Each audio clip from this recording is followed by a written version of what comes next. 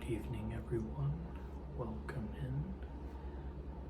As you all know, we are here tonight to play some Baccarat, okay?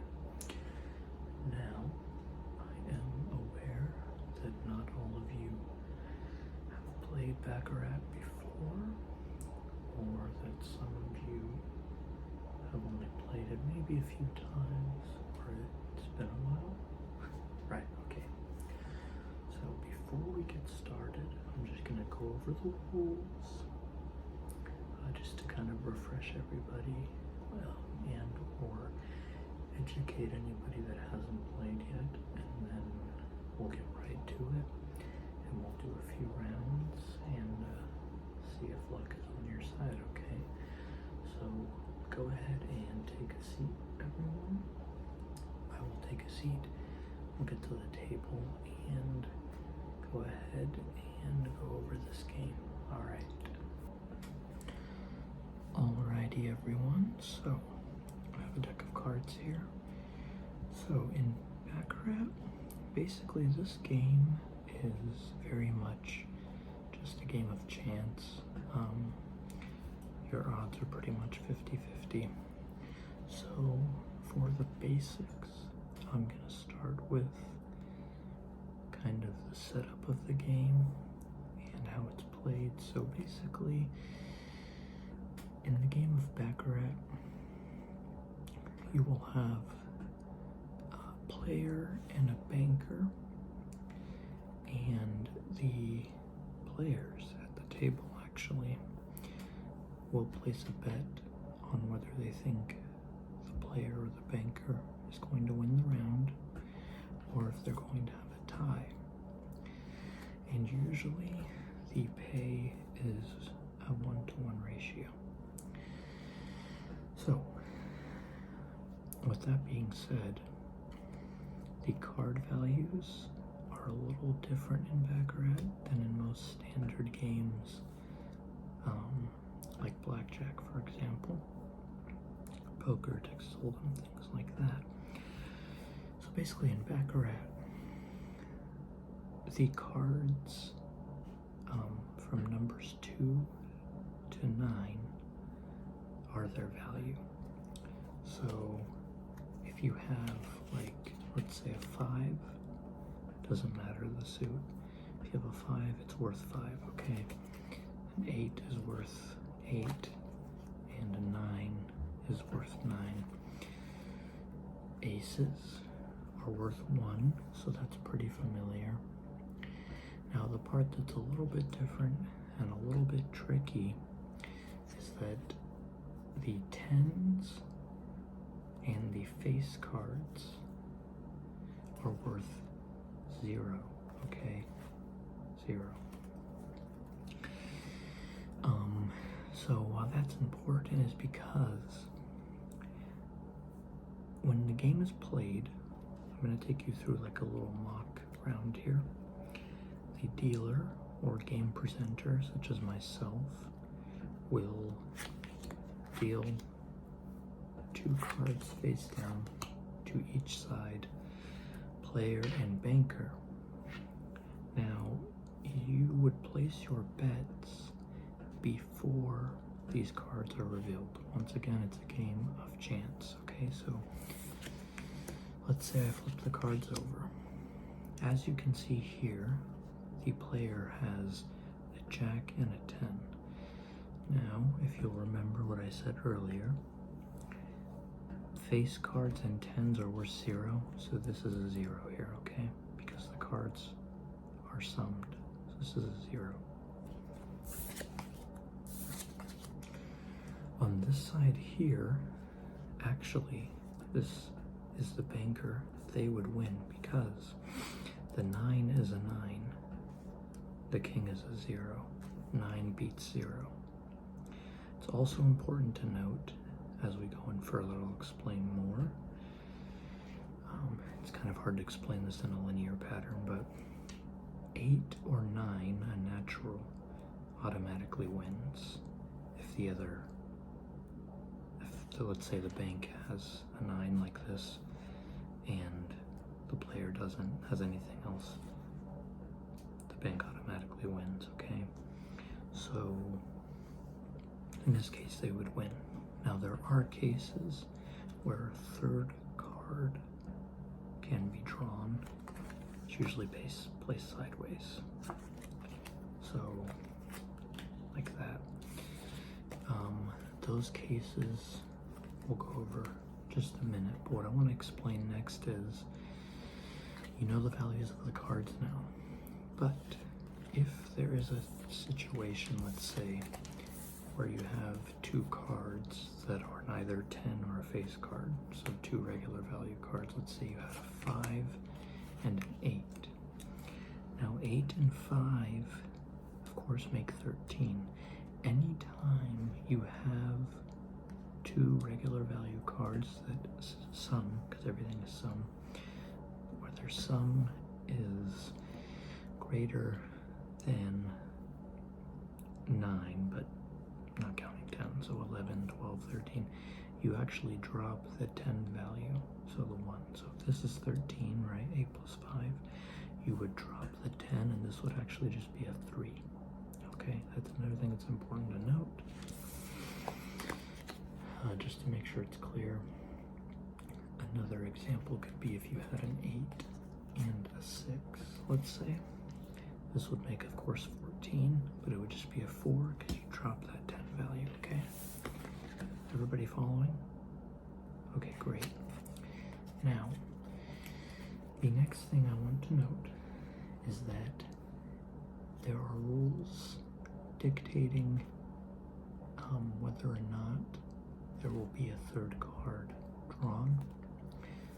Similar in how in blackjack, in most cases, a dealer may have to stand on a 17, let's say. The player and banker in Baccarat are actually both governed by the same rules, which makes it easy. So anytime you have a 6 or a 7, so let's say you had a 5 and an ace, okay, that would be a 6, you must stand, whether you're the player or the bank. A 6 or a 7 must stand. Anything under 5, including 5, so 5 or less, let's say you had an ace and a 3, okay, this is a 4, of course. In this, you must draw a third card. So a third card would be drawn. In this case, it's a 0 because it's a king. That would just stay as a 3. And basically, the hand closest to 9 wins. So, does everybody kind of understand the basics here? All right, that's great, great, great, great. Okay, so what we're gonna do now, and these cards have been pre-shuffled, we are gonna go ahead and just do a few mock rounds just to get a feel of the game before we enter the tournament tonight, okay? All right, so if everybody's ready, we're gonna go ahead and do this. So, this side here, which would be my right, your left, is gonna be the player. And this side here, which is my left or your right, is going to be the bank. So, without further ado, we'll draw our cards. At this time, you would place your bet on whether you think the player or the banker will win, or if there'll be a tie, okay? Ties usually pay a different ratio, like 8-1, for example, just because it's obviously less of a chance. So let's see what we got here on this first hand. All right, so the player has a 7, so that's gonna stand.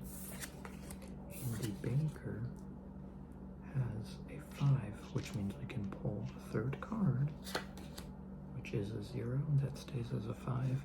The player wins this round. So if you voted on the player, you would win, okay?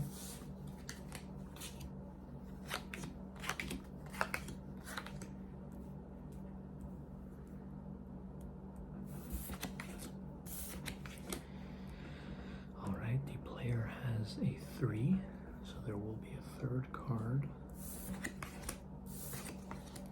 And here we have one of those examples. This is a 13, which means it's a 3.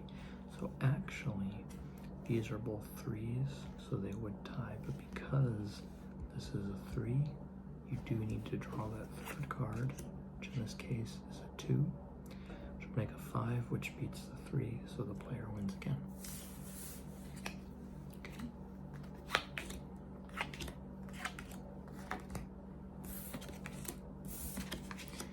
Alright, the player has a 6, so they must stand. And the bank has an 8, so they automatically win regardless. It is higher than 6.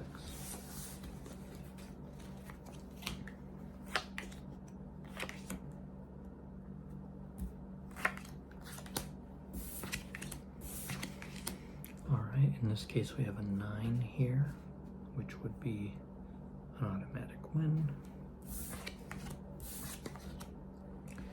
The bank here has a 4 to the player's 9, which is a natural win.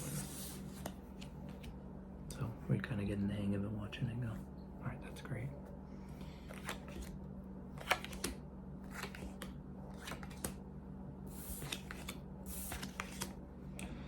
Alrighty, so we have a 5 here for the player. Oh, and a 5 here. Look at that, the same. So that is a tie. Okay.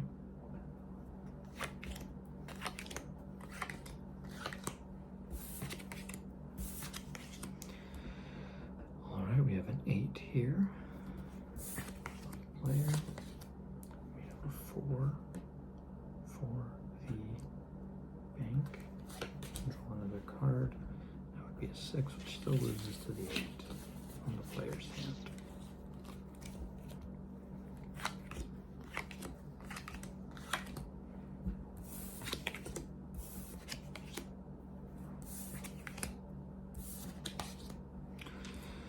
Alright, so the player in this case has a 7, and we have a 0 here on